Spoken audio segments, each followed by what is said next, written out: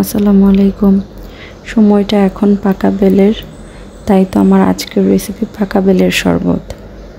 বেলের উপকারিতার কথা বলে শেষ করা যাবে না। বেল ক্লান্তি দূর করে, রক্ত পরিষ্কার করে এবং হজম শক্তি বাড়াতে অনেক সাহায্য করে। পেটের যে কোনো সমস্যার জন্যই বেলের শরবত খুবই উপকারী। এছাড়াও দীর্ঘদিন ধরে যারা মুখে ব্রণের সমস্যায় ভুগছেন, প্রতিনিয়ত 1 গ্লাস করে বেলের শরবত খেলে খুব সহজেই ব্রণের সমস্যা থেকে নিরাময় পাবেন। তাই আজকে আমি আপনাদের ভীষণ মজার এই পাকা বেলের শরবত তৈরি করে দেখাবো। শরবত তৈরির জন্য মাঝারি সাইজের একটি বেল আমি ফাটিয়ে নিয়েছি। আপনি যে কোনোভাবেই ফাটিয়ে নিতে পারেন। এরপরে চামচের সাহায্যে এখন আমি সবগুলো বেল তুলে নিব। বেলের বাইরের খোলসটি অনেক শক্ত এবং যদি পরিপূর্ণভাবে পাকা হয় তাহলে কিন্তু চামচ দিয়ে এভাবে বেলের মাংসগুলো তুলতে একদমই কষ্ট হবে না, খুব সহজে আপনি তুলে নিতে পারবেন। যে বলে বা বাটিতে আমি শরবত তৈরি করব, বেলের মাংসগুলো তুলে আমি সেই বলের মধ্যেই নিয়ে নিচ্ছি। মাংসগুলো তোলার পরে বেলের খোলসের মধ্যে যে অংশগুলো লেগে থাকবে সেগুলো কিপ্টের মতো করে আপনাকে সুন্দরভাবে তুলে নিতে হবে।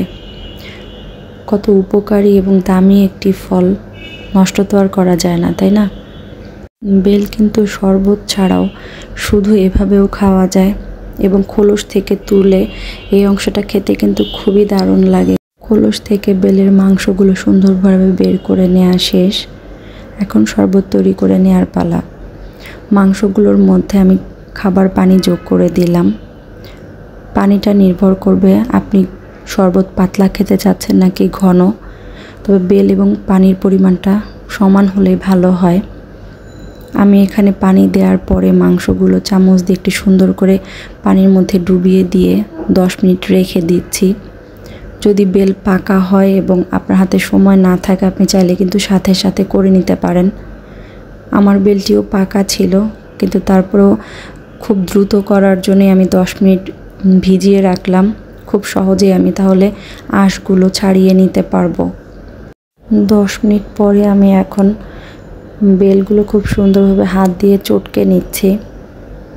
ধৈর্য সহকারে কিছুটা সময় নিয়ে আপনাকে হাত দিয়ে চটকে নিতে হবে। যদি সুন্দরভাবে চটকে নেওয়া না হয় তাহলে বেলের যে বিচি এবং আঁশগুলো আছে সেগুলোর সাথে মাংসগুলো চলে যাবে এবং শরবত কিন্তু পাতলা পাতলা রয়ে যাবে, খুব সুন্দর একটা ঘনত্বে তৈরি হবে না। বেলের আঁশ এবং বীজ আমি অনেকটাই হাত দিয়ে আলাদা করে ফেলেছি। সেই ভিডিওটুকু ডিলিট হয়ে গিয়েছে, তাই আপনাদের সাথে শেয়ার করতে পারছি না। বাকি যে দানা বা আঁশ অবশিষ্ট রয়ে গিয়েছে এটুকু এখন আমি সুন্দরভাবে ছাঁকনি দিয়ে ছেঁকে নিব। আমার তৈরি এই শরবত যেহেতু আমার বাচ্চারা খাবে এবং ওরা ছোট্ট একটু দানা বা আঁশ বাজলেও খেতে চায় না, তাই আমি ছোট ছিদ্রযুক্ত ছাঁকনি দিয়ে ছেঁকে নিচ্ছি। আপনি চাইলে কিন্তু এর থেকে বড় ছিদ্রযুক্ত ছাঁকনি দিয়ে ছেঁকে নিতে পারেন, তাহলে দ্রুতও হবে। আমি চামচ দিয়ে সুন্দর করে ছাঁকনির গায়ে ঘষে ঘষে আঁশগুলো বা দানাগুলো আলাদা করে নিচ্ছি। বেলের কাঁধগুলো থেকে দানা এবং আঁশগুলো দেখুন সুন্দরভাবে আলাদা হয়ে গিয়েছে।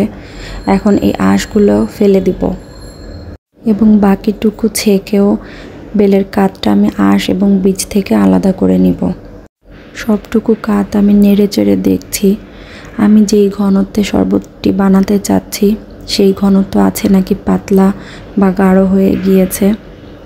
আমি যে ঘনত্বে বানাতে চাচ্ছি সেই ঘনত্বই আছে। আপনি চাইলে এই মুহূর্তে পাতলা করতে চাইলে আরেকটু পানি যোগ করে নিতে পারেন।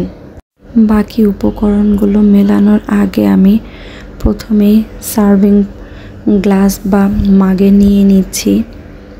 শুরুতেই আমি এর মধ্যে দিয়ে দিচ্ছি কিছুটা গুঁড়ো দুধ, এরপর দিচ্ছি স্বাদ অনুযায়ী চিনি, খুবই সামান্য পরিমাণ লবণ এখন এর মধ্যে আমি দিয়ে দিলাম এবং বেলের সাথে গুঁড়ো দুধটা আমি প্রথমে মিলিয়ে নিচ্ছি বাকি উপকরণগুলো দেওয়ার আগে। গুঁড়ো দুধ মিলিয়ে নেওয়া শেষে এর মধ্যে এই মুহূর্তে আমি দিয়ে দিচ্ছি কিছুটা লেবুর রস। বড় এক টুকরো লেবুর অর্ধেকটা পরিমাণ রস আমি এর মধ্যে দিয়ে দিচ্ছি। খুব সুন্দরভাবে লেবুর রস এর মধ্যে মিলিয়ে নিয়ে আমি লবণ এবং মিষ্টিটাও চেক করে দেখেছি। সব কিছুই আলহামদুলিল্লাহ ঠিক আছে। তৈরি হয়ে গেল আমাদের দারুণ স্বাদের বেলের শরবত। আশা করছি আপনার রেসিপিটি ট্রাই করবেন। আল্লাহ হাফেজ।